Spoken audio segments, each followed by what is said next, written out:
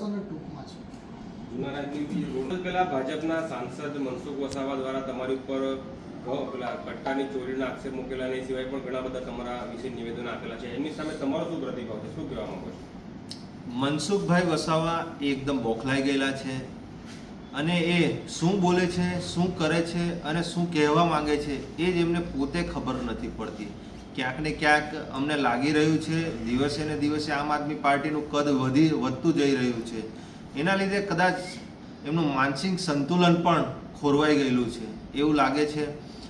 આ મનસુખભાઈ વસાવા જેમનું અહીંયા નાંદોદ વિધાનસભામાં એમનું કોઈ પણ જાતનું કંઈ લાગતું નથી, પણ તેમ છતાં પણ વારંવાર ચૈતરભાઈ વસાવા અને નિરંજનભાઈ વસાવાને ખોટી રીતે ટાર્ગેટ કરી રહ્યા છે.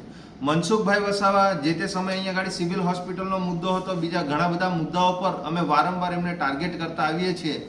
તો અમે એમને ભારતીય જનતા પાર્ટીમાં જે વખતે હતા તેમણે કીધું હતું કે તમે અહીંયા આગળ ચંચુપાત ના કરશો. એના લીધે એમણે અમને આ નિરંજન વસાવાને ખોટી રીતે એમને સસ્પેન્ડ કર્યા હતા. સરપંચ પરિષદ તે વખતે અમે ખૂબ મોટા પ્રમાણમાં ચલાવતા હતા એના લીધે. અને બીજી વાત કે જુનારાજની વાત કરે છે. જુનારાજ એ એમના કાર્યક્ષેત્રમાં જ નથી આવતું. ભલે એમની જન્મભૂમિ છે, એમણે જે વસ્તુ કરવાની હતી આજે છેલ્લા 30-35 વર્ષથી એમણે આ વસ્તુ કોઈ કરી જ નથી, વિકાસના કામો. આજે તમે પ્રતાપનગરથી અંકલેશ્વર રોડ પર મનસુખભાઈ એરોપ્લેનમાં જાય છે કે હેલિકોપ્ટરમાં ઉડીને જાય છે? મનસુખભાઈને દેખાતું નથી. એમને કમરમાં એટલી બધી બીમારીઓ વારંવાર થાય છે, તો કમસે કમ જે રસ્તે જાય છે તે રસ્તો એ બનાવે. આજે એ રસ્તાની કેટલી ખરાબ પરિસ્થિતિ છે. 30-35 વર્ષથી સાંસદ છે, આજે રાજપાડીથી નેત્રંગવાડા રસ્તાની તમે પરિસ્થિતિ જુઓ. અરે એમના કાર્યક્ષેત્રમાં આવતા તમામ રસ્તાઓ એટલા જર્જરિત ને એટલા બધા ખરાબ છે, પણ તેમ છતાં આ મનસુખભાઈ વસાવા કશું બોલતા નથી. અને મેં એવું કહું છું, વાગરા છે, જંબુસર છે, આમોદ છે, એ બાજુના વિસ્તારો પર આ મનસુખભાઈ કેમ નથી જતા? કેમ કે ત્યાંના ધારાસભ્ય, ત્યાંના સંગઠન એમને કોઈ પૂછતા નથી. એના લીધે મનસુખભાઈ વસાવા ફક્ત ચૈતરભાઈ વસાવા અને નિરંજનભાઈ વસાવા શું કરી રહ્યા છે, નાંદોદમાં આવીને અહીંયા ગાડી કમલમમાં બેસી અથવા તો એમના ઘરે બેસીને ફાંકા ફોજદારી કરવાનું બંધ કરો. તમને અહીંયા ભારતીય જનતા પાર્ટીએ છેલ્લા 30-35 વર્ષથી ચૂંટાડીને સત્તા પર બેસાડ્યા છે. તમે મંત્રી પણ બની ચૂકેલા છો, પણ તેમ છતાં તમારાથી કોઈ કામો નથી થતા. તમે પોતે જે સાંસદની ગ્રાન્ટ આવે છે એ પણ દર વર્ષે તમે ત્યાં ગાડી જમા કરી દો છો. તમે વિકાસ કરો અને પ્રજાના ઘણા બધા પ્રશ્નો છે એનું નિરાકરણ લાવો.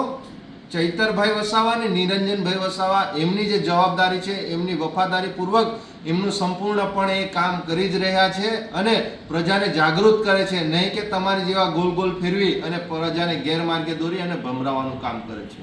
પેલી જે એમણે અનાજની વાત કરી છે કે ગાડી તમે લઈને આવતા હતા, અનાજ તેથી ભરી લીધું હતું, એના વિશે તમે શું કહેશો? જે મુદ્દા વિશે એ વિશે એ વાત એકદમ પાયા વિહોણી છે.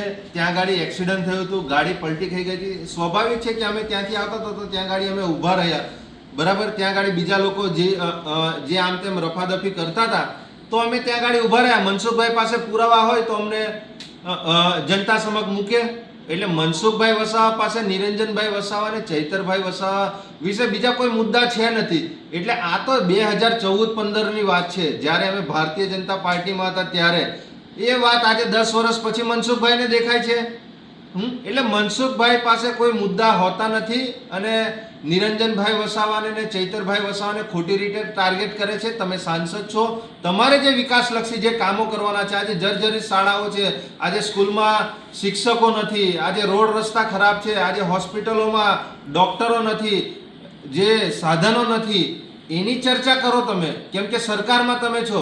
ચૈતરભાઈ વસાવાને અમે કાલે અહીંયા ગાડી 50 લાખ રૂપિયા જે 3 પરિવારના જે મજૂર વર્ગના લોકો મરી ગયા એમને ચૈતરભાઈ વસાવા અને અમારી ટીમ અને ત્યાંના લોકો એ આખી રાત ચૈતરભાઈની રાહ જોઈ અને ચૈતરભાઈ સવારે આવીને એમને 50 લાખ રૂપિયા આપે છે.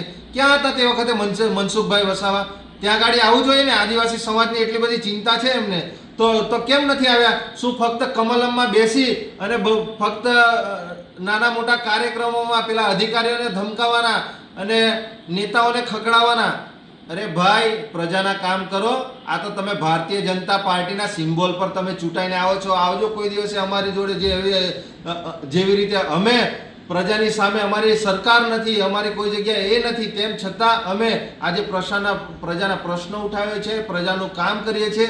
એટલા માટે આજે ભારતીય જનતા પાર્ટી અને કોંગ્રેસનો છેડો પાડીને આજે હજારોની સંખ્યામાં લોકો આમ આદમી પાર્ટી અને ચૈતરભાઈની વિચારધારા સાથે આજે જોડાય છે. નિરંજનભાઈ વસાવા, આમ આદમી પાર્ટી, નર્મદા જિલ્લા પ્રમુખ.